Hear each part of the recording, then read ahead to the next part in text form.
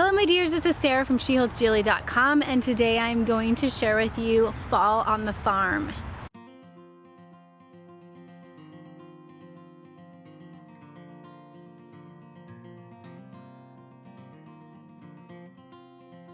This is a final episode of a 4-part series showing all the changes that happen on our farm and the ways that we are cleaning up from the last season and preparing for the next one.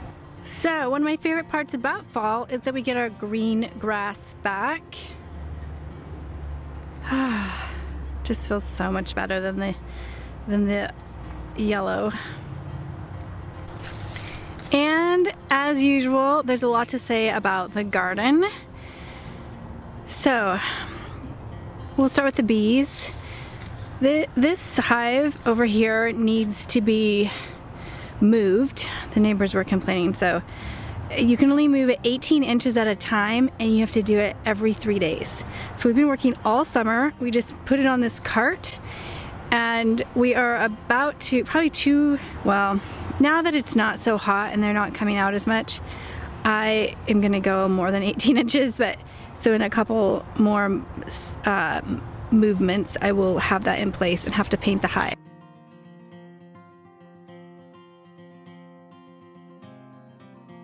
This one's gonna start to get real fluffy for the winter.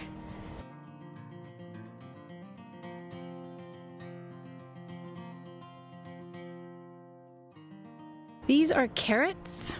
Some of them are flowering, which means we won't be able to eat those, but we can use the seeds.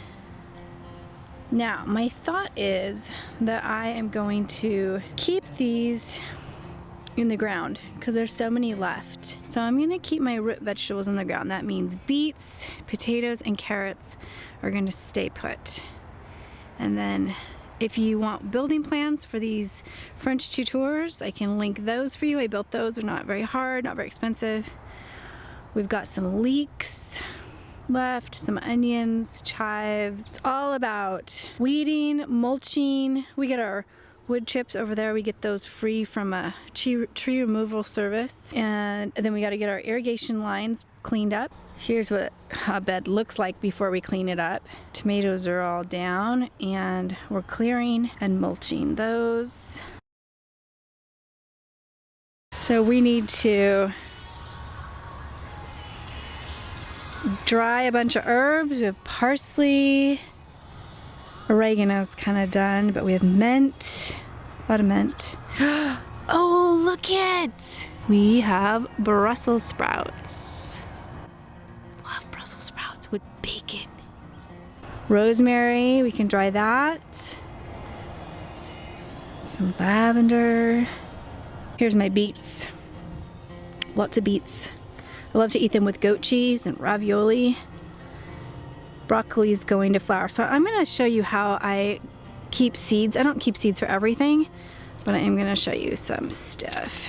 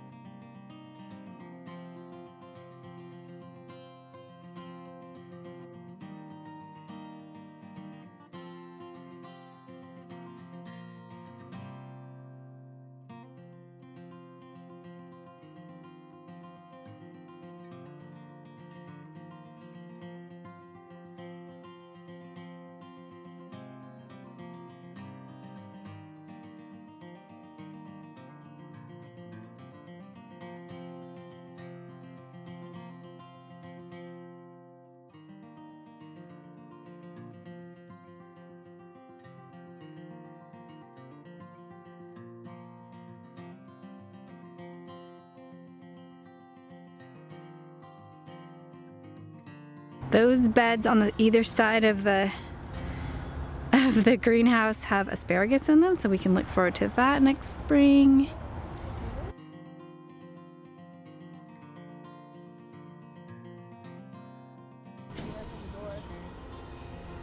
apples are all done. They are delivered to the horses.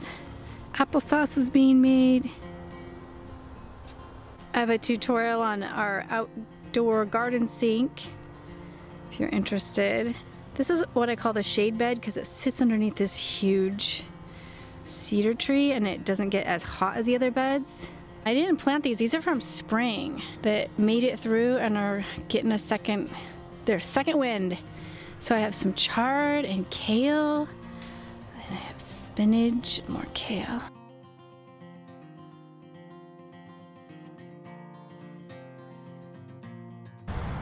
So seed saving is not as hard as it sounds.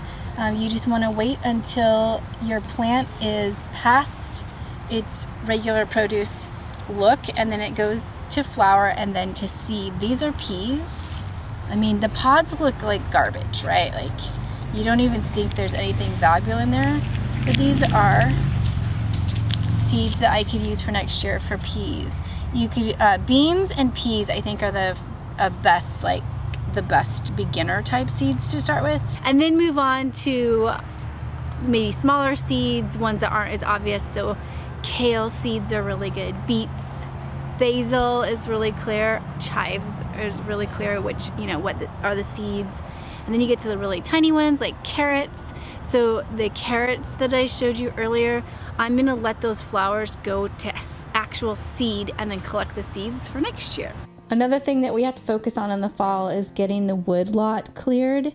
We have to try to get the dry wood into the wood shed it's been drying all summer, and the rain always comes a little sooner than we want, so we have to use tarps, and I hate the tarps. I'm so glad when we finally get to put them away, but that's part of fall.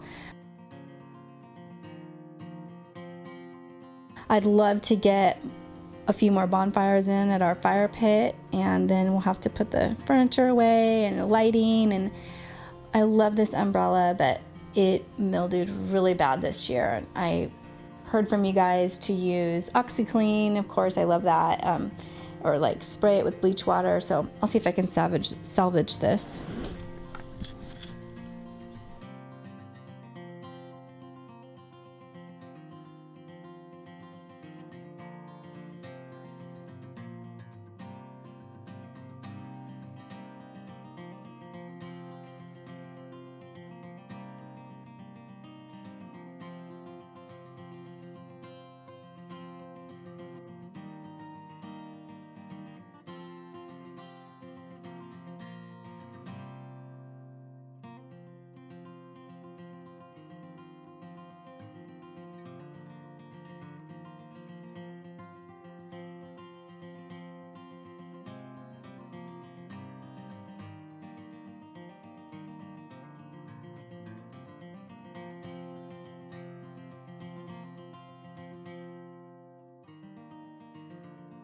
All right, so that is it. I always feel like there's not very much to talk about when I do these farm videos, but there kind of is a lot. So hopefully you enjoyed that and just get to get a feel for what it's like on a little farm. So I hope you get a chance to check out the other ones and compare the changes with the animals in the garden and the grass and all that. And if you're new here, please consider hitting that subscribe button. I do post regularly. I usually share my professional design advice for the DIY home life, but I wanted to wrap up this series and so we could have a whole collection, so I did that today. But normally you can expect design advice, and I will be back in the next couple days, so I'll see you then. Take care.